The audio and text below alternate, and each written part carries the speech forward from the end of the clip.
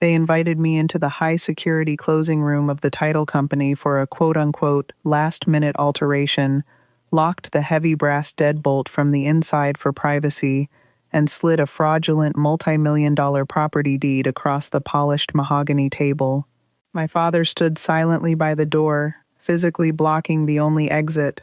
My right hand was actively seizing, the untreated nerves shooting a burning, static electricity up to my elbow, while my brother leaned back in his leather chair and adjusted the cuffs of his bespoke suit. "Don't prick your finger on the silk, dear," he said, looking at me with the terrifyingly calm, dead eyes of a man who had already solved his problem. The blood of a factory worker is very hard to wash out of a winner's suit. The three international investors sitting across from him chuckled politely, taking their heavy gold pens out of their pockets to finalize the theft. I didn't blink. I just looked at the threaded needle trembling in my fingers. They had absolutely no idea that in exactly 4 minutes, the 3 black forensic folders resting quietly on my lap would completely vaporize his fake empire. If you have ever had to sit entirely motionless and swallow your pride while your own flesh and blood sold your physical survival to buy themselves a luxury lifestyle, let me know how you stopped your hands from shaking. The deafening, metallic slam of the industrial pneumatic press hitting the concrete floor at 5:15 a.m. sent a shockwave up my spine. My name is Elena. I am 32 years old, and for the last 8 years, I have worked as an industrial seamstress in a sweltering, windowless warehouse just outside of city limits. I mean, you have to understand the brutal math of my reality to comprehend how I ended up trapped in that mahogany room. I sewed heavy-duty, reinforced canvas bags for 12 hours a day, 6 days a week. I took home exactly $1,200 a month, and the physical toll of dragging that rigid, uncompromising material under a high-speed industrial needle had permanently ruined my body. I developed severe, advanced carpal tunnel syndrome. Make no mistake, it wasn't just a dull ache that you could shake out at the end of a shift. It was this constant, blinding agony where my hands would physically lock up, and I would have to use my knees to pry my own fingers apart just to hold a plastic cup of water. I needed a $60,000 specialized nerve surgery to prevent permanent, irreversible tissue death. Basically, my entire life was a series of microscopic, exhausting survival calculations. I would ride the public bus for 2 hours each way, staring at the cracked linoleum floor of the transit car, desperately doing mental math to figure out if I could afford to run the heater in my apartment for an hour that night. I was $24 short on my electric bill the same month Julian bought a $1,200 espresso machine for his office lobby. I wore $4 slip-on shoes that I dug out of a thrift store cardboard box because tying shoelaces took too long, and the friction felt like ground glass against my joints. I would sit in the bleak fluorescent light of the break room, eating a $1.50 block of plain tofu for lunch, aggressively wrapping my wrists in duct tape over cheap, fraying ace bandages, just to keep the swelling down enough to finish my daily quota. My uniform scrubs permanently smelled like machine oil and stale sweat. And then there was my brother, Julian. Julian was a luxury real estate broker, or, at least, that was the shiny persona he wore for the cameras. He drove a 2025 supercar with a custom $60,000 gold wrap, the exact dollar amount of my physical salvation, plastered onto the fiberglass hood of a car. He wore $5,000 Italian suits and posted heavily filtered photos of himself drinking $400 bottles of champagne on weekday afternoons. The only reason I didn't completely lose my mind, the only reason I kept pulling that canvas under the needle, was because I knew the surgery was theoretically handled. Honestly, my mother was a genius. She was a master tailor who designed high-pressure safety suits for the aerospace industry. Before she passed away, she placed all of her hand-drawn, proprietary stitching patterns, her literal life's work, the physical blueprints that kept deep-sea welders from dying in the cold dark, into a secure estate. And she specifically mandated a medical trust just for me. She knew the factory floor would eventually break my body down, and she left exactly enough to repair the damage. She didn't just leave me money, she left me a lifeline. Those patterns were the structural foundation of our family. They smelled like old graphite and the lavender soap she always kept at her drafting table. Protecting them was the only thing that mattered to me. But my father, truth be told, my father only saw value in whoever was currently shining the brightest. Julian was his golden ticket. I remember standing in my father's kitchen last November, my hands wrapped in leaking ice packs, the tips of my fingers literally turning blue from the lack of circulation. I asked him if we could expedite the trust disbursement because my grip strength was failing so fast I was dropping my tools at work. He didn't even look at me. He just kept his eyes glued to the flat-screen TV where Julian's face was plastered on a local real estate commercial. He casually waved me off, staring at the screen, and muttered that Julian was on the verge of a massive professional breakthrough and that we couldn't jeopardize his momentum for a simple wrist problem. He actively chose to look at his son's shiny new silk tie while his daughter lost the ability to hold a fork. And it wasn't just him. Julian's fiancée, Chloe, made it her personal mission to ensure I knew exactly where I stood in the social hierarchy. I showed up to their engagement dinner in the only clean dress I owned, which I had to repair using wax-coated factory thread because I couldn't afford real alterations. And she spent the entire night parading around the long dining table. She didn't just ignore me. She actively went out of her way to loudly inform the entire table, laughing over her crystal wine glass, that if I just worked faster and stopped complaining so much about my little aches and pains, maybe I could afford my own medical bills. She treated my poverty like it was a contagious rot she might catch if she stood too close to me. The only person in that entire glittering orbit who ever looked at me like a human being was Julian's junior associate, Mark. Mark would sit at the far end of those dinners, staring at his untouched plate. Sometimes he would give me this tiny, imperceptible nod, or slide a cloth napkin closer to my good hand when I spilled my water because my nerves misfired. But he never opened his mouth. He was too terrified of losing his commission to actually speak up. The absolute lowest point, the moment that really showed me my actual value, was the night I was finally supposed to get my intake evaluation for the surgery. I had waited 9 months in absolute mind-numbing agony. I sat in that sterile, freezing hospital waiting room under those buzzing fluorescent lights, holding a medical clipboard I could barely grip. At 6:14 p.m., the receptionist called me to the front desk and coldly told me the medical trust payment had been abruptly canceled. No warning. The system just rejected it. I spent that entire evening sitting on a concrete bus bench in the freezing rain, my hands throbbing so badly I couldn't even manage to text my father to ask what had happened. And while I was sitting there, swallowing dry, generic ibuprofen on an empty stomach, my phone buzzed with a social media update. My father had posted 40 high-resolution pictures of Julian online. Julian had taken the entire family, including Chloe, on a rented luxury yacht to host his own real estate gala, where he publicly crowned himself Agent of the Year. I was sitting in the dark, losing the use of my hands, while they drank top-shelf vodka on a boat that cost more than my life. I was holding a cracked, water-damaged smartwatch in my damp jacket pocket while I sat on that bench. It was a piece of electronic trash I had picked up off the floor of his office a week prior, when I was forced to clean up after one of his extravagant firm parties. I didn't know it yet, but that broken piece of glass and cheap silicone was the exact weapon that would send my brother to a federal penitentiary. I just had to survive the pain long enough to find the single thread that, when pulled, would unravel the entire garment. The sharp, chemical tang of industrial carpet cleaner and fresh aerosol leather polish hit the back of my throat. It was 8:30 a.m., and I was standing on the plush white rug of Julian's corner office. My clothes were damp from the 2-mile walk in the freezing rain from the bus stop. In my right hand, my fingers violently cramping and locked into a claw, I was holding a single piece of 24-pound printer paper. It was a printed ledger from the estate bank I had visited as soon as the doors unlocked. I had begged the teller to explain why my surgery payment was rejected. She just printed the final sheet and slid it under the glass. I looked down at the paper again. The numbers didn't make sense. They were physically impossible. Transfer confirmed. $60,000. Authorized medical waiver via power of attorney. Recipient, J&C Equity Holdings. The account balance at the bottom of the page was $0.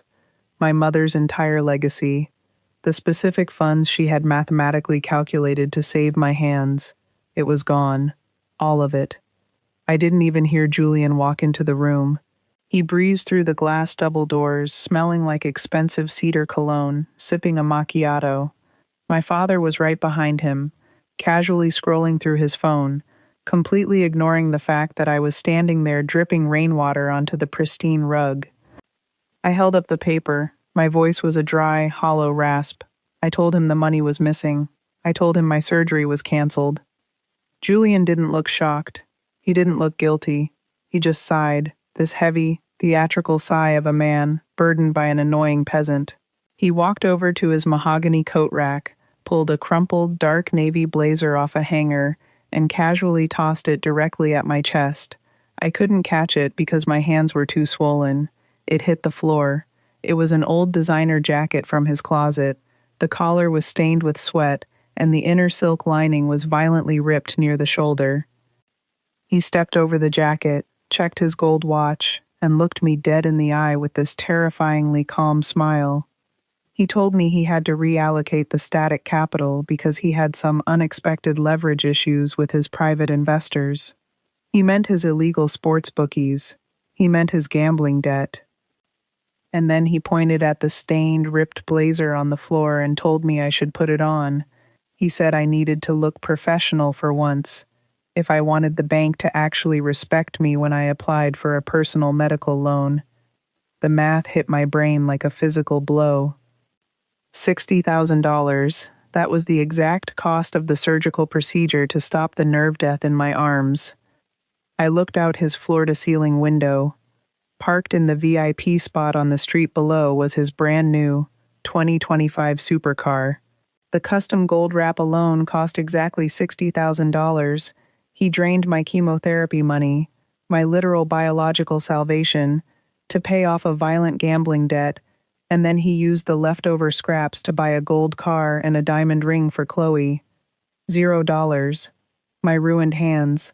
A gold car. A stained ripped jacket.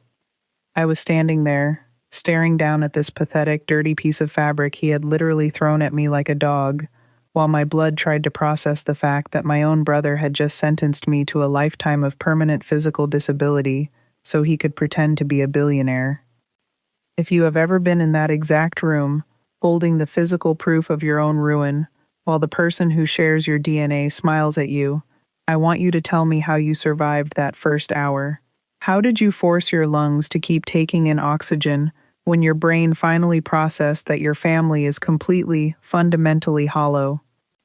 My hands went completely numb. The ringing in my ears drowned out the ambient jazz playing from his smart speaker. Julian, that was Mom's trust. I gasped, the words stumbling out of my mouth. I need that surgery. My hands are dying. You forged a medical waiver too. Elena, lower your voice. You're being, my father muttered, not even looking up from his phone screen. He's just reinvesting it. Don't make a scene in his office. Reinvesting? My vision blurred into static. I stepped toward Julian. You stole $60,000 to pay off a... Watch your mouth, Chloe snapped. She had just walked in from the private bathroom, aggressively smoothing out her $400 pencil skirt. She walked right up to me, her diamond engagement ring flashing under the recessed lighting. He is building an empire. You sew bags in a dirt floor garage. Maybe if you weren't so pathologically lazy, you wouldn't need a handout from a dead woman. It was my medical fund, I shouted, the pain in my wrists spiking so hard I almost vomited. Give it back. You forged my signature, Julian. I will go to the... You'll go where, Elena? Julian's voice dropped to a dead, icy whisper. He didn't yell. He just calmly walked over to his leather sofa where his 7-year-old son, Leo, was quietly playing games on an iPad. Julian placed his large, manicured hand gently on the back of his son's neck. He looked at me, stroking the boy's hair. If you sue the estate, Julian whispered, his eyes entirely black, The legal fees will bankrupt my firm. The house goes into foreclosure. Leo loses his bedroom. He loses his school. Julian leaned down, putting his face next to his son's ear. Hey, buddy. Tell Auntie Elena why she shouldn't be so selfish. Tell her what happens if Daddy goes bankrupt. Leo looked up, his innocent little eyes wide and confused. Are you taking my house, Auntie? The room went completely dead. I couldn't speak. I couldn't move. He had crossed the ultimate red line. He was actively weaponizing an innocent child, using my love for my nephew as a physical shield to protect his felony. If I went to the police right then, I would be the villain. I would be the monster who made a 7-year-old homeless. My father just stood there, staring at the floor, actively ignoring the psychological hostage situation happening 3 feet away from him. I was completely, utterly paralyzed. I turned around, stepped over the stained blazer, and walked out the glass doors. I don't remember the bus ride to the factory. The timeline of my reality just glitched and corrupted. I clocked in at 10 a.m. I walked past the screaming industrial sewing machines, past the piles of raw, abrasive canvas, and locked myself inside the employee bathroom. It was a grimy, concrete box with flickering fluorescent tubes and a single rusted steel sink. I turned the hot water handle until it physically wouldn't turn anymore. I shoved both of my hands under the scalding stream. I needed to feel the heat. I needed to shock the dying nerves back to life. But the water just hit my skin, turning it bright red, and I couldn't feel a thing, just this horrifying, heavy numbness spreading up to my elbows. The structural integrity of my chest completely unraveled, the heavy-duty thread holding my lungs together snapping all at once. I sank down onto the freezing wet concrete floor. I couldn't breathe. My chest, it felt like it was caving in. I sat on that filthy tile and I cried until my ribs physically ached. I mean, you try to convince yourself that family has a baseline of humanity, right? You tell yourself that even if they are selfish, they wouldn't actually let you physically rot. But he did. He looked at my dying hands, and he chose a gold car wrap. I kept whispering my mother's name to the empty room. It was just this pathetic biological exhaustion. I had given them every ounce of my grace, and they had bled the dye over my entire life. I sat there for maybe 40 minutes, listening to the distant, rhythmic thumping of the factory presses vibrating through the wall. And then, the sobbing just stopped. The tears dried against my skin. The panic attack burned itself out, leaving nothing but this cold, empty vacuum in the center of my stomach. I grabbed the edge of the rusted sink and pulled myself up. I looked at my reflection in the cracked mirror. My eyes were red. My hair was matted to my forehead. But the girl who was desperately waiting for her family to love her was gone. She died on that bathroom floor. I realized I couldn't just scream at them. Screaming was useless. They were insulated by money, lies, and a toxic ecosystem that rewarded his absolute sociopathy. If I confronted them directly, Julian would just use Leo as a human shield again. I had to surgically trace the structural flaw. I had to find the exact loose thread holding his fraudulent empire together, wrap it around my hands, and pull it in the dark until his entire life unraveled. I turned off the scalding water. I dried my hands on my oil-stained scrubs.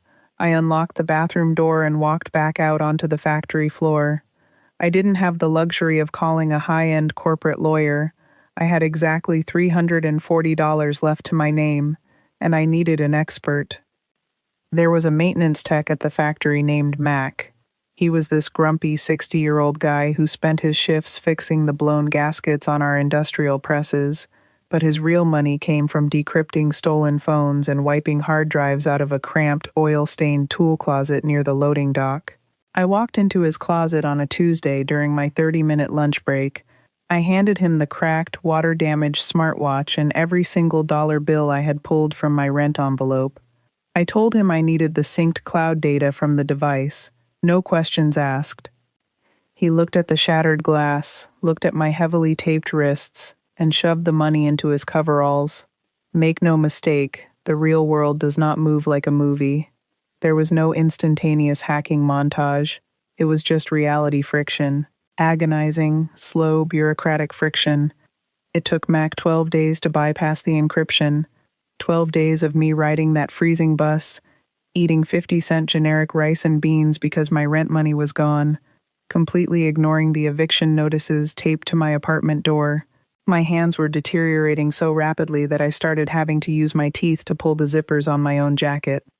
On day 13, Max slid a cheap, scuffed USB drive across the break room table. He told me the watch had synced to Julian's primary cloud account before it was smashed. I took the drive to the public library downtown. I sat down at a sticky plastic terminal in the corner. I plugged the drive into the tower. The folder popped up on the screen. And then, I just froze. This was the gaslight hangover. My hand was physically shaking over the computer mouse. I stared at the yellow folder icon, and my first biological reaction wasn't anger. It was sheer, pathetic terror.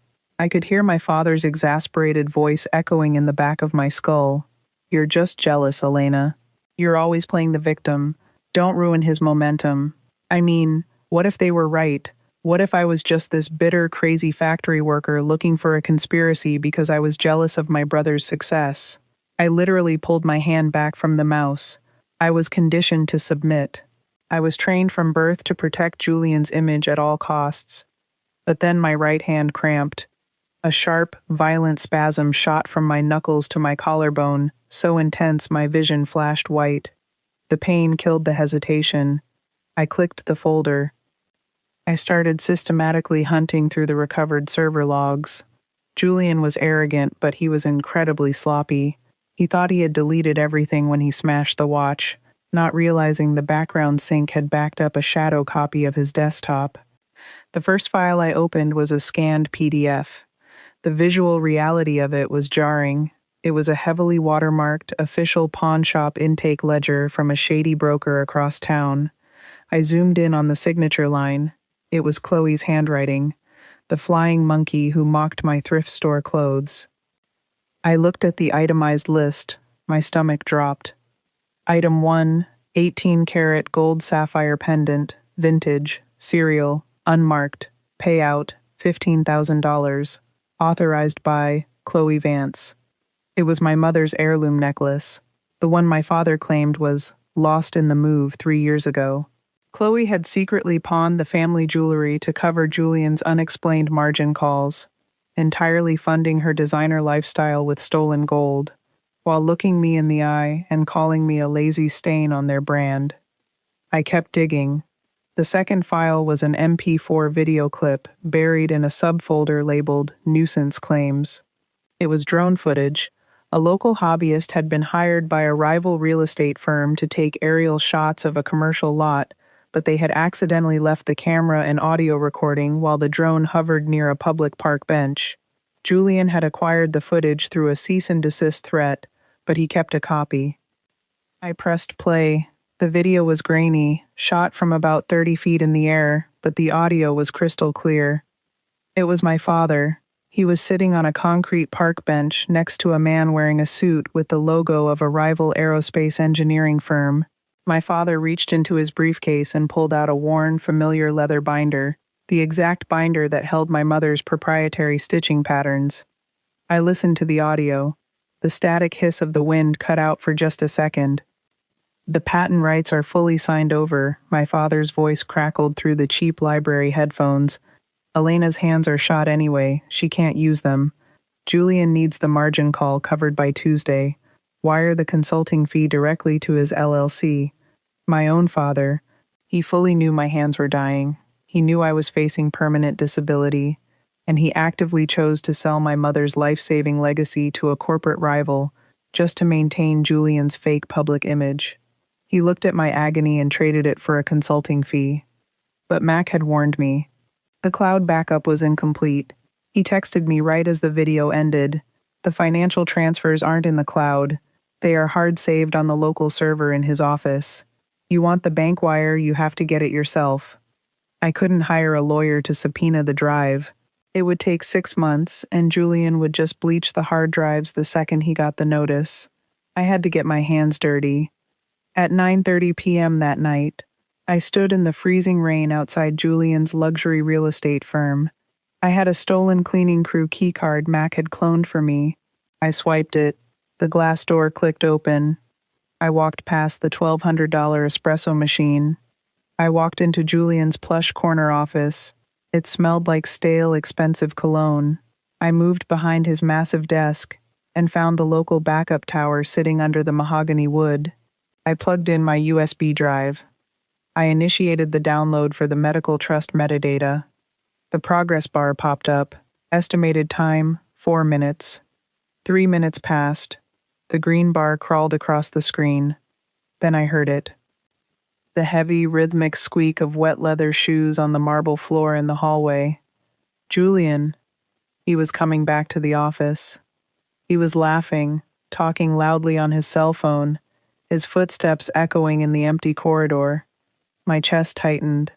The oxygen completely vanished from the room. The progress bar was at 94%. His shadow fell across the frosted glass of the office door. He was fumbling with his keys. I didn't breathe. My right hand was cramping violently. I forced my fingers open, physically grabbing my own thumb to stop it from shaking. 97%. He pushed the door handle. It was locked from the inside. He cursed loudly and started digging deeper into his pockets for his master key. 99%. Transfer complete. I ripped the USB out of the tower. I had exactly 3 seconds. I grabbed the heavy-duty industrial fabric shears from my coat pocket, the ones I used to cut raw canvas, and forcefully jammed the thick steel blades straight into the gap of the door's secondary deadbolt, snapping the locking mechanism. Then I threw myself backward into the dark supply closet just as the main door swung open. Julian flipped on the lights. I was standing in pitch black 2 feet away, clutching the shears. My heart was slamming against my ribs so hard it physically hurt. I breathed through my nose, painfully slow, shallow breaths. I smelled his cologne. He walked over to his desk, grabbed a thick manila folder, complained to whoever was on the phone about the crappy locks in this building, and walked right back out. The heavy door snapped shut. I didn't move for 20 minutes. When I finally got back to my apartment, I sat on the floor and plugged the USB into my ancient, beaten-up laptop. I opened the final file, Payload C, the kill shot. It was the raw digital metadata from the estate trust. It included the exact time and IP address of the medical waiver's authorization. I pulled up the decrypted GPS and heart rate logs from Julian's cracked smartwatch. I placed the 2 windows side by side on the glowing screen. Medical waiver authorized, October 14th, 11:42 p.m. Smartwatch GPS. Location at October 14th, 11:42 p.m. 40.7128 degrees north, 74.0060 degrees west. I copied the coordinates into a search engine. It wasn't his office. It wasn't a bank. It was the exact address of an illegal, underground sports betting den operating out of a meatpacking warehouse downtown. He didn't just forge my signature. He sat in a filthy gambling den, his heart rate spiking to 140 beats per minute according to his own watch, and legally transferred $60,000 of my physical salvation directly to a violent bookie to save his own skin. The gaslight hangover completely evaporated. The tears dried. I had found the exact tension point in the fabric of his lie. I was going to cut the bias and watch his entire life fall apart. There was no more fear. My family was a cartel, and I was holding the receipts. All I needed now was an invitation to the execution. The evidence sitting on my laptop was lethal, but I couldn't use it yet. The dossier was a loaded weapon, but Julian was holding Leo directly in the line of fire. If I walked into that title company and dropped those files on the mahogany table, the fraud investigators wouldn't just seize Julian's gold car. They would freeze his accounts, liquidate his assets, and foreclose on the condo. Leo would become the collateral damage. Julian knew this. He had intentionally woven his own son into the fraudulent structure of his empire. using the child as a human shield to ensure absolute compliance from the rest of us. I had to backstitch the perimeter of Leo's future, locking the thread so tightly that Julian's impending ruin couldn't unravel the boy's safety. My mother was a highly methodical woman. When she drafted the original estate documents, she established a secondary, fail-safe educational and housing trust strictly for her grandson. But Julian, as the executor, was the primary trustee. As long as he held administrative access, he could drain Leo's future the exact microsecond he felt cornered by the bookies. I had to execute a blind legal lockdown. I had to strip Julian of his power before he even knew he was under attack. I needed a notary and a fiduciary executor to trigger the emergency fraud clause in the estate. The bureaucracy of wealth protection does not operate on a factory worker's schedule. I spent 3 agonizing hours calling automated directories until I found an independent, 24-hour mobile notary and legal proxy operating out of a rundown strip mall in the industrial district. It was 2:15 a.m. on a Thursday. The cold rain lashed against the corrugated steel roof of the notary's cramped, poorly lit office. The room smelled heavily of cheap black coffee and wet wool. I sat across from the notary, a tired woman in a heavy gray cardigan. I slid the printed GPS logs, the forged medical waiver, and a copy of my mother's original trust mandate across her scuffed laminate desk. I wasn't asking for an arrest warrant. I was executing a hyper-specific, bureaucratic maneuver, an emergency fiduciary transfer based on documented financial malfeasance. I was feeding the raw material of his fraud directly under the heavy press of the state registry. The notary adjusted her glasses. She scanned the hard copy of the forged wire transfer, then looked at my heavily taped wrists. She didn't ask questions. She simply turned to her clunky desktop computer and began typing the injunction to transfer the administrative rights of Leo's trust to an independent state fiduciary. The system updates in batches, she stated flatly, her keyboard clacking in the quiet room. The registry will process the injunction exactly at 3 a.m. If your brother has push alerts set up for this specific trust account, he is going to get a notification on his phone the second I hit submit. That was the terrifying variable. If Julian's phone buzzed at 3 a.m. with an email from the state registry informing him that he had lost control of his son's trust, he would panic. He would log into his local server, realize the data had been copied, and flee the state before the closing meeting ever happened. Chloe would pack her stolen jewelry, and they would vanish. I watched the digital clock on the wall, 2:51 a.m. The hum of the vending machine in the corner grated against my eardrums. My chest tightened. The cramping in my right hand flared up, a dull, rhythmic ache radiating from my knuckles to my elbow. I grabbed my cheap prepaid phone with my left hand. I had to create a diversion. I needed a massive, highly localized distraction right at 3 a.m. so he wouldn't look at his notifications. What would command Julian's absolute attention? A physical threat to his vanity. At exactly 2:58 a.m., I opened a blank text message. I typed in the public associate number for the illegal sports bookie, the number I had pulled directly from Mac's decryption logs. Your money is parked in the VIP spot outside his condo block. Gold wrap. He is finalizing a sale tomorrow to pay someone else. I hit send. 3 a.m. hit. The notary clicked her mouse. The progress bar on her monitor crawled forward. I sat in the dark office and waited. 12 minutes later, I logged into a public traffic camera feed monitoring the street outside Julian's upscale condo. The grainy footage loaded. A black, unmarked tow truck was idling aggressively next to his gold supercar. 2 massive men in heavy jackets were hooking thick steel chains to the front axle. Julian sprinted out of the glass lobby in his silk pajamas. He was waving his arms, screaming at the repo men the bookies had sent, physically throwing himself against the hood of his car. He was entirely, violently consumed by the threat to his fabricated image. He didn't look at his phone. He didn't see the automated email from the state registry silently hitting his inbox, informing him that his administrative access to the Leo Vanguard Trust had been permanently revoked. The notary stamped the hard copy of the injunction. The heavy, satisfying thud of the brass stamp echoed in the room. The red ink dried on the paper. Leo was safe. His tuition, his housing, and his baseline future were legally shielded behind a firewall Julian could never touch. The hostage was secured. The leash was cut. My brother was now standing entirely alone on a trapdoor, and he had absolutely no idea I was holding the lever. I had the undeniable proof.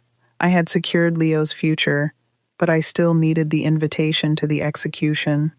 Julian wasn't going to just invite me to the biggest, most prestigious closing of his career.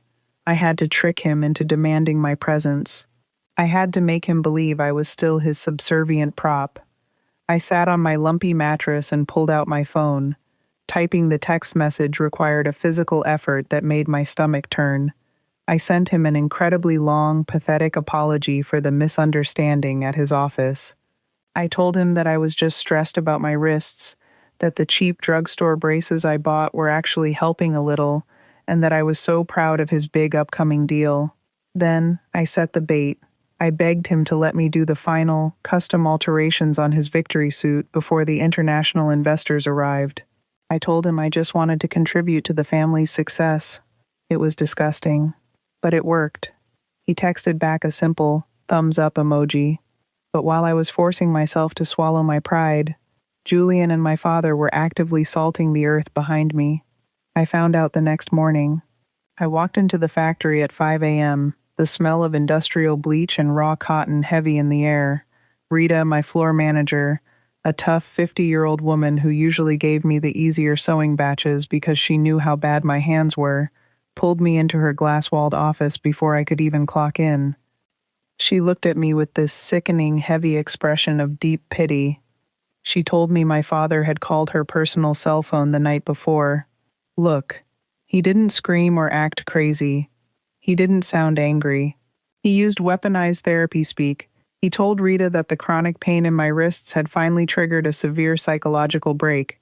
He claimed I was emotionally unstable, completely detached from reality, and suffering from paranoid delusions about the family finances. He told her I was making up wild accusations about stolen money because I was deeply depressed about my physical limitations. He essentially begged Rita, as a concerned parent, not to trust anything I said and to send me home so they could get me psychiatric help. Rita reached across her desk, patted my swollen hand, and told me I was being placed on a mandatory, unpaid mental health leave. I just stared at her. They didn't just steal my money.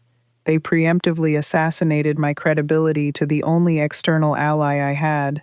My father orchestrated a targeted smear campaign to medically gaslight me to my own boss, ensuring that if I tried to scream for help, the outside world would just shake their heads, sigh, and call me crazy. They were isolating me in a digital and social quarantine, so I would have no choice but to rely on them. The sharp metallic snip of my thread scissors aggressively echoed against the high ceilings of Julian's penthouse condo. It was 11 a.m., exactly 2 hours before the closing at the title company. I was literally on my hands and knees on his imported, freezing hardwood floor. Julian was standing in front of a massive, full-length mirror, wearing the $5,000 charcoal silk suit. He made me crawl around his expensive Italian leather shoes, forcing me to meticulously pin the hem of his trousers because he felt the break over the laces wasn't aggressive enough for a multi-million-dollar closing. Every single time I pinched the heavy fabric to push a metal pin through, a jolt of fire shot up my arm, radiating from my knuckles directly into my neck. I was sweating through my cheap shirt. Chloe was lounging on a white linen sofa 10 feet away, casually sipping a mimosa, her stolen diamond ring catching the morning light. And while I was kneeling there, practically bowing to him like a servant, Julian was loudly complaining to Chloe about the repo men. He was aggressively whining that the tow truck's heavy steel chains had slightly scratched the $60,000 gold wrap on the front bumper of his supercar before he managed to clear up the bank error. He was standing there, complaining about a micro scratch on a fiberglass bumper, completely ignoring the fact that the woman kneeling at his feet was permanently losing the use of her hands to pay for that exact car. Honestly, if you were forced to kneel on a freezing hardwood floor, physically swallowing your absolute agony to sew the hem of the man who stole your medical salvation, while he complained to you about a scratch on his luxury car, what would you do? Could you possess the cold, sociopathic restraint to swallow that pure humiliation and play the long game? Or would you have completely snapped and driven the sewing shears right through the silk of his suit? Let me know. Because biting my tongue until I tasted copper was the hardest thing I have ever had to do in my entire life. I finished the hem. I stood up, my knees cracking loudly in the quiet room. I kept my head down. I told him, my voice shaking just enough to sound pathetic, that the silk might bunch up during the car ride. I told him I needed to come to the title company to do the final steaming and spot checks in the private room before he walked into the boardroom, just to make sure he looked perfect for the investors. He smirked at his reflection, adjusted his cuffs, and agreed. He told me to just stay in the corner, do my job, and act invisible. I went back to my apartment to prepare. I didn't hire a process server. I didn't call the police to wait outside. I was going to execute this myself. The bureaucracy of the real world doesn't care about family drama. It only respects paper and ink. I sat at my cramped kitchen table and meticulously assembled the weaponized dossier. I printed the notarized pawn shop ledger, exposing Chloe's jewelry theft on heavy, high-quality paper. I went to a cheap drugstore and bought a generic $30 tablet. I loaded the drone footage of my father selling my mother's patterns onto the local storage, maximizing the volume and turning off the screen timeout. Then, I printed the undeniable kill shot, the heavy, watermarked GPS logs and the forensic bank wire trace, proving the medical theft, making sure the red notary stamps were clearly visible on the top right corner. I placed the 3 separate beats of evidence into 3 distinct, rigid black folders. I stood up and put on my battered, heavy canvas factory coat. It smelled faintly of machine oil. I slid the 3 heavy folders into the oversized inner pockets of the coat. They added a solid, dense weight against my ribs. I looked at my reflection in the cracked hallway mirror. I looked exactly like the exhausted, broken, blue-collar scapegoat they had spent 30 years cultivating. I was walking directly into the highest-stakes room of his life, and they thought I was completely unarmed. The heavy brass deadbolt on the mahogany doors engaged with a loud, absolute click. We were sealed inside the primary closing room of the city's most prestigious title company.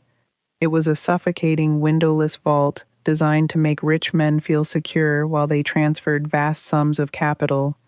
The walls were lined with dark oak wainscoting. The air smelled intensely of fresh printer ink, leather polish, and the faint, acidic tang of Julian's cedar cologne. I was physically isolated. I wasn't allowed a chair. I was standing perfectly still in the far back corner of the room, my shoulders pressed flat against the cold wood paneling. The seating arrangement at the massive 30-foot mahogany table was a deliberate exercise in power. Julian sat at the absolute head of the table like a sovereign king. Chloe sat to his right, obsessively checking her makeup in her phone screen. My father sat to his left, aggressively reviewing the thick stacks of property contracts, completely ignoring my existence.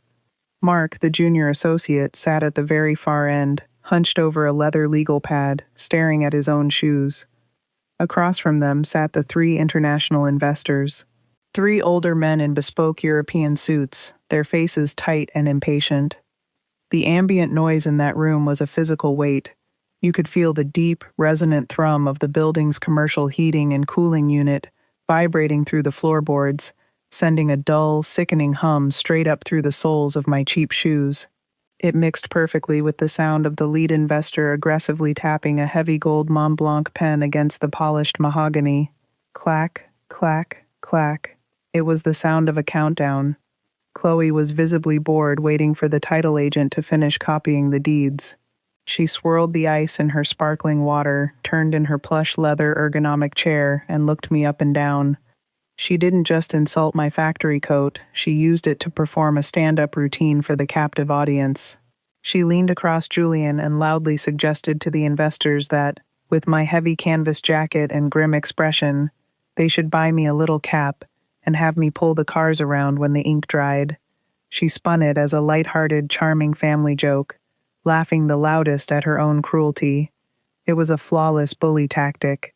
She boxed me into a psychological corner where, if I showed even a fraction of pain, I was the unstable, crazy buzzkill interrupting a multi-million-dollar deal. The investors offered these tight, uncomfortable chuckles just to appease her. My father didn't even look up from his paperwork. He just let her publicly humiliate his daughter to keep the peace. Julian, meanwhile, was operating completely off the spool. He was absolutely drunk on his own fake reflection. He wasn't talking to the investors about the commercial property or the zoning laws. He was delivering a performative, theatrical monologue about his own exhausting brilliance. He casually unbuttoned the cuff of his $5,000 charcoal suit and rolled it back just enough to explicitly show off a brand new, massive platinum watch. He spun the heavy metal around his wrist, sighing about how heavy the burden of top-tier success was, and how securing this specific property was just the baseline for his global vision. He was holding court in a kingdom built entirely on my dying hands. The title agent walked back into the room and placed the final, thick stack of signature pages directly in front of Julian. The tapping of the gold pen stopped. The room fell into this incredibly heavy, compliant silence. Millions of dollars were about to change hands. But right as Julian reached for the pen, he paused. He looked down at his left cuff. There was a microscopic, almost invisible loose thread hanging from the silk buttonhole. He didn't speak. He just raised his hand in the air and snapped his fingers. Literally snapped his fingers at me, like I was a stray dog. I pushed off the oak wall. I walked the 30 feet to the head of the table. Every single eye in the room watched me approach. My right hand was throbbing so violently I could barely feel my fingertips. I reached into my canvas pocket, pulled out a tiny pair of metal thread snips, and leaned over him. "Don't prick your finger on the silk, dear," Julian said, his voice dropping to this terrifying, arrogant whisper that only the table could hear. "The blood of a factory worker is very hard to wash out of a winner's suit." My hand spasmed. The metal snips slipped from my grip and clattered loudly against the mahogany table. The investors immediately frowned, clearly annoyed by the sloppy interruption. Julian let out an exasperated sigh, looking at my father with a shared expression of profound disappointment. But then Mark moved. The silent junior associate quickly reached across the polished wood, picked up the metal snips, and handed them back to me. As I took them, he leaned back in his chair and, completely out of Julian's line of sight, he pushed his own glass of ice water exactly 2 inches toward my trembling hand. It was a tragic, desperate micro-kindness. He looked up at me with these hollow, apologetic eyes.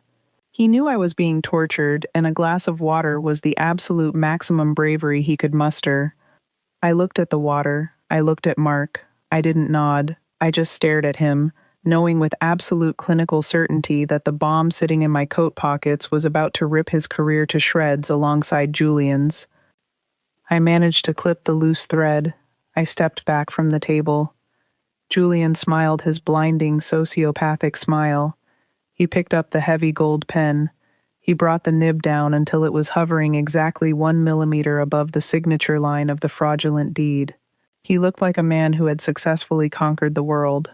I just looked at his manicured fingers gripping that pen, the platinum watch catching the recessed lighting, and I wondered if he had any idea how fast a fake empire burns when you cut the oxygen, because I was about to find out.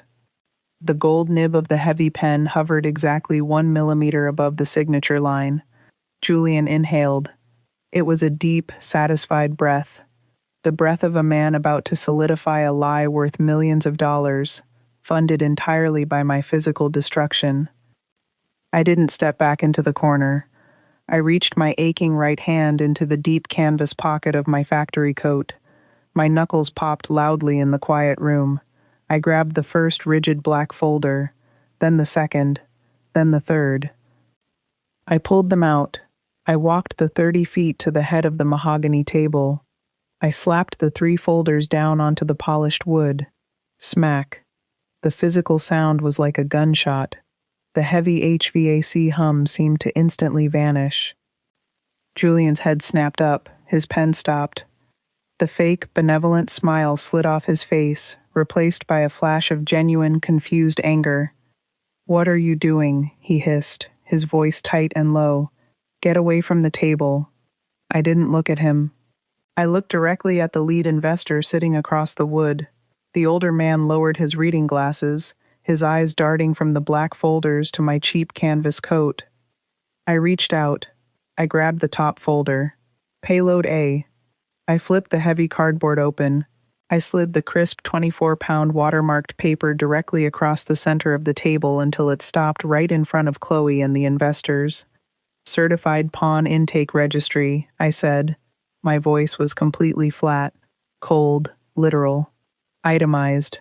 Chloe leaned forward, an annoyed scoff already forming on her lips. Then her eyes hit the page. She saw the bold, black ink. She saw her own signature. Item 1, 18-karat gold sapphire pendant. Payout, $15,000. Authorized by Chloe Vance. The color completely drained from her face. Julian looked over at the paper. "What is this?" he demanded. "She didn't buy that diamond ring with your commission," I stated, staring at Julian. "She stole my mother's heirloom jewelry. She pawned it 3 weeks ago at a strip mall broker to cover your margin calls. You are wearing stolen collateral." Chloe's mouth opened. She looked around the room. She tried to laugh, a desperate, high-pitched sound. "Julian, she's out of her mind. She fabricated this." "The state notary seal is stamped in red ink on the bottom right corner," I interrupted. The lead investor leaned over. He looked at the red stamp. He looked at Chloe. The absolute disgust on his face was instantaneous. The toxic alliance shattered. Julian physically pulled his chair an inch away from his fiancée, staring at her like she was a stranger.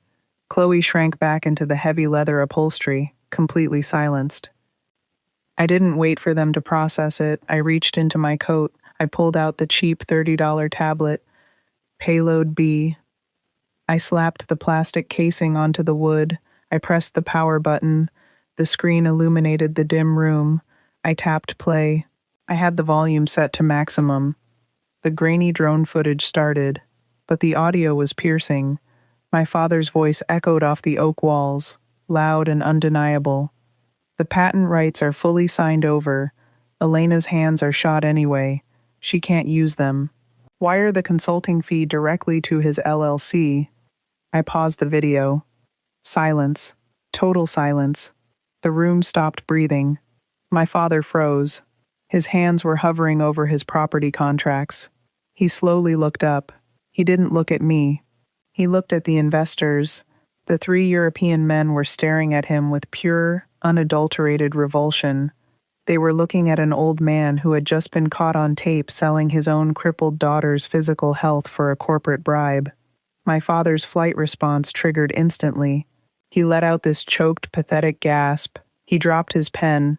He literally pushed his heavy chair backward, the wood scraping violently against the floor. He backed away from the table, retreating into the dark shadows near the coat rack. He made himself as physically small as possible. Then the chair at the far end of the table screeched. Mark stood up. The silent junior associate. The man who had spent 2 years staring at his shoes. His face was flushed bright red. His hands were shaking, but he wasn't looking at the floor anymore. He was staring directly at Julian. "I'm done," Mark yelled. The volume of his voice shocked everyone. He slammed his leather legal pad onto the mahogany. "I am entirely done shutting up." Julian blinked, utterly disoriented by the attack from his blind spot. "Mark, sit down." "She paid for everything," Mark screamed, pointing a shaking finger directly at my face, then turning his rage onto Julian. "She worked 12-hour shifts in a concrete box while you met your bookies in the parking garage. You think I didn't see you? I've been documenting your commission theft for 8 months. You stole from the firm to pay your gambling debts, and you let them treat her like garbage." Mark physically walked away from Julian's side of the table. He walked the 30 feet. He stood directly behind me. "I'm with her," Mark said, his chest heaving. "I will hand my logs to the auditors today." Julian's mouth opened and closed. He looked at the empty chairs. Chloe was paralyzed. His father was hiding in the dark. His associate had defected. He was entirely isolated. "This is a joke," Julian stammered, his voice finally cracking. He looked at the investors, forcing a desperate, hollow smile. "Gentlemen, please, this is a private family dispute, a disgruntled employee. Let's just sign the deed and we can—" I reached for the final black folder. Payload C, the kill shot. I opened it. I took out the thick stack of financial documents. I slid them directly under the lead investor's gold pen. "Federal wire trace," I said, "and the GPS logs from his synced cloud account." The lead investor picked up the paper. The room was so quiet you could hear the heavy paper rustling in his hands. He read the top line. "Transfer confirmed, $60,000. Authorized medical waiver." He looked at the second sheet. "Recipient, known illegal gambling shell, IP." He looked at the third sheet. "Smartwatch GPS. Location, underground betting den." The investor didn't say a word. He placed the papers back down on the table. He carefully picked up his heavy gold pen. He put the cap back on. The metal clicked shut. It was the sound of a guillotine dropping. He stood up. The two men next to him stood up in perfect unison. "We do not sign contracts with liabilities," the lead investor stated clinically. "The deal is dead." He reached across the table. He picked up his earnest money check. He put it in his breast pocket. He buttoned his bespoke suit jacket. They didn't look at Julian. They didn't look at my father. They turned around, walked to the heavy brass doors, unlocked the deadbolt, and walked out. The doors clicked shut behind them. The multi-million-dollar closing was gone. Julian experienced absolute biological shock. He didn't scream. He didn't throw a glass. He just froze. The blood completely drained from his face, leaving his skin an ashy, sickly gray. His knees literally buckled under the table, causing him to slump downward in his chair. He began sweating profusely. Large drops of perspiration formed on his forehead, rolling down his temples and staining the collar of his $5,000 silk suit. He stared down at the table. He was micro-fixating on the documents. His eyes were locked dead onto the crisp red ink of the notary stamp on the GPS log. He was trapped in a pathetic paralysis. His brain was violently rejecting the reality of federal prison, but his body knew it was already over. His mouth hung open. He tried to form a syllable, just a single word. Nothing came out. He was completely, utterly hollowed out. "You love flipping properties. Enjoy your new roommates at the state pen." The sharp, metallic screech of a diner chair dragging aggressively across a sticky linoleum floor ripped me out of my thoughts. It was 48 hours after the closing room imploded. I was sitting in a corner booth at a 24-hour truck stop diner right off the interstate. The air in the place was heavy. It smelled like burnt coffee, old grease, and industrial floor cleaner. My right hand was wrapped tightly in a thick ace bandage, throbbing with a dull, constant ache. Julian slid into the cracked vinyl booth across from me. He didn't look like a sovereign king anymore. The visual transformation was shocking. His $5,000 charcoal suit was severely wrinkled, smelling of stale sweat and cheap whiskey. He hadn't shaved. His eyes were entirely bloodshot, darting around the room with this frantic, manic energy. Honestly, cornered animals don't just roll over. They bite. He wasn't there to apologize. He was there to execute a final, spiteful counterattack.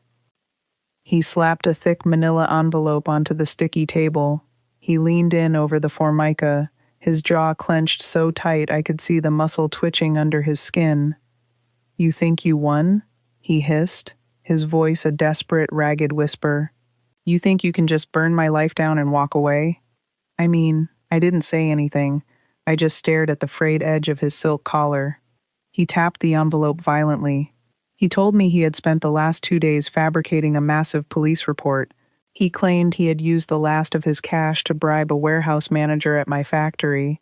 He had the manager sign a fraudulent, sworn affidavit stating that I had been systematically stealing thousands of dollars worth of industrial canvas, specialized machine parts, and tools for years. Julian looked at me, a sick, hollow smile spreading across his face.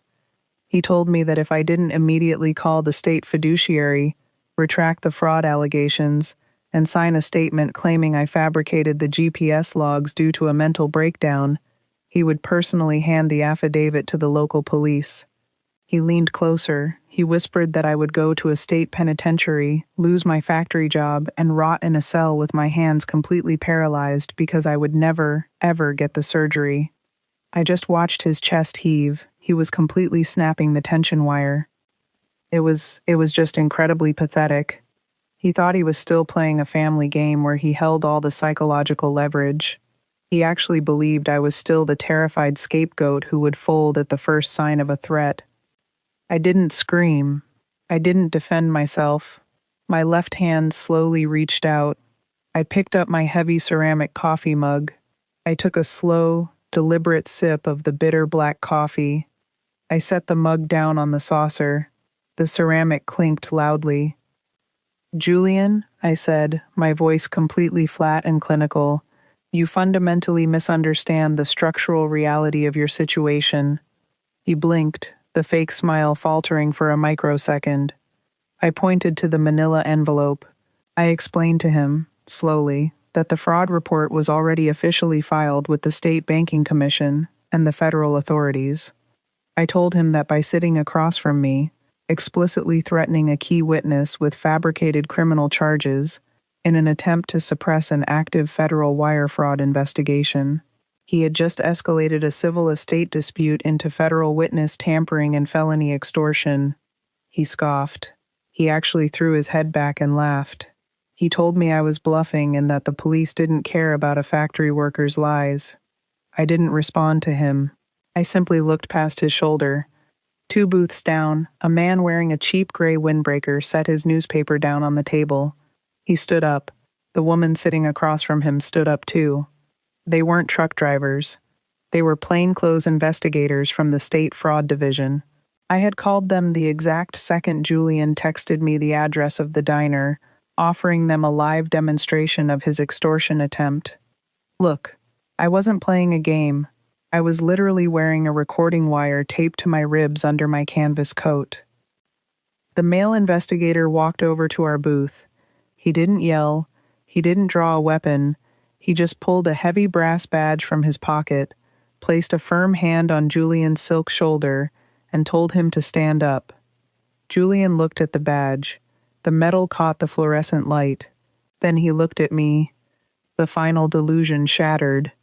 He tried to scramble backward, his expensive leather shoes slipping helplessly on the greasy linoleum. He practically collapsed against the diner table, knocking over the napkin dispenser. He started hyperventilating. His chest heaved, and he began begging me, literally sobbing in front of a diner full of strangers. "Elena, please," he choked out, tears mixing with the sweat on his face. "Please, you were always the smart one. I was in over my head. I'll pay it all back. I swear on Mom's grave. Don't let them take me." I didn't blink. I looked at my shaking, crippled hands. Then I looked him dead in the eye. "Mom's grave is already empty," I stated coldly. "You sold her legacy months ago." The investigators pulled his arms behind his back. The heavy metal handcuffs clicked shut with a brutal, absolute finality. They marched him out the glass doors of the diner into the freezing rain. And that was the moment the entire toxic ecosystem permanently collapsed. The dominoes didn't just fall. They violently crushed the people standing underneath them. The cannibalization was immediate and vicious. Chloe didn't get to keep the diamond ring. The state seized it as stolen collateral on day 1. Let's just say the reality of being a disgraced accessory to felony fraud is a very steep, very fast drop. 6 weeks later, I was walking past a high-end department store downtown. I stopped and looked through the massive plate glass window. Chloe was inside. She was wearing a cheap, poorly fitted polyester uniform blouse, standing behind a generic perfume counter. She was holding a stack of paper sample cards. I watched her approach a wealthy woman in a fur coat, the exact type of country club socialite she used to drink afternoon mimosas with. Chloe tried to hand her a sample. The woman looked at Chloe with pure elitist disgust and aggressively waved her away like a pest. Chloe just stood there, her face burning bright red, her shoulders slumped. She was forced to swallow the exact same public humiliation she used to feed me, trapped in a minimum wage retail cage for the rest of her life. My father's ruin was even quieter. He had prioritized a fake public image over his own daughter's physical survival, so the universe gave him exactly what he paid for. The moment the local news ran a tiny, four-line blurb about Julian's federal indictment, my father's elite circle violently severed ties with him. They treated him like a highly contagious disease. His prestigious country club membership was quietly revoked. His golf partners immediately stopped returning his calls. He was completely, utterly excommunicated from the only society he cared about. I drove past his house once, months later. He was sitting entirely alone on the front porch of that massive, decaying property, staring blankly at an empty driveway. No one called him, no one visited. He was a ghost haunting his own life. But Julian's ruin was a masterpiece of absolute, gritty humiliation. I didn't have to imagine it. The state required me to attend his initial bail hearing to finalize the protective order. I sat in the back row of the freezing municipal courthouse. He was brought in through the heavy side door. The visual evidence of his absolute destruction was jarring. They had confiscated his tailored suit. He was wearing an oversized, stiff Orange County jumpsuit that bunched awkwardly at the shoulders. His feet were shoved into cheap, paper-thin canvas slip-ons. It was the exact kind of raw, abrasive canvas I used to sew until my hands bled. His hair was greasy, his skin was translucent, he looked completely, fundamentally hollow. His defense attorney tried to argue for a reduction in bail, but the federal prosecutor just handed the judge a massive stack of seizure notices. They had completely liquidated his life. The bank had wrapped heavy steel chains around the tires of his gold supercar and towed it back to the dealership. Bright neon orange federal eviction notices were permanently plastered across the glass doors of his luxury condo. His LLC bank accounts were frozen at zero. But the most pathetic part wasn't the legal ruin. It was the absolute cognitive dissonance. It was the crushing moment he realized he possessed absolutely zero survival skills. He had spent his entire adult life acting like a sovereign king, but he was actually just a parasite. He only functioned because my mother's money and my silent labor propped him up. Without us, he was entirely helpless in the real world. During a brief 15-minute recess, he was placed in a small holding room with a reinforced glass partition. I watched him through the window. He was trying to use a standard, coin-operated payphone on the cinder block wall to call a bail bondsman. He was holding a handful of quarters. He stared at the metal slots. He fumbled with the coins. He dropped one on the floor. He bent down to pick it up, his cheap canvas shoes slipping on the linoleum tile. He picked up the heavy receiver, tried to dial the number, but he kept messing up the area code. He didn't understand how to use a basic public utility. He didn't know how to exist without an assistant. And right there, in front of the bored deputy, the bailiffs, and the empty hallway, my 34-year-old brother just broke down. He pressed his forehead against the grimy metal of the payphone and started sobbing. Not a cinematic, dramatic cry. It was a pathetic, gasping, ugly wail. He was crying because he didn't know how to do his own laundry. He was crying because he didn't know how to open a basic checking account. He was crying because the world didn't care about his shiny veneer, and the fabric of his reality was permanently torn. He was a hollow shell, sitting on the floor of a holding cell, entirely incapable of surviving the real world. I just watched him for exactly 10 seconds. I didn't feel sorry for him. I didn't feel angry anymore. The tension wire had snapped, and there was nothing left to hold the weight. I just turned around and walked out of the courthouse, leaving him in the dark.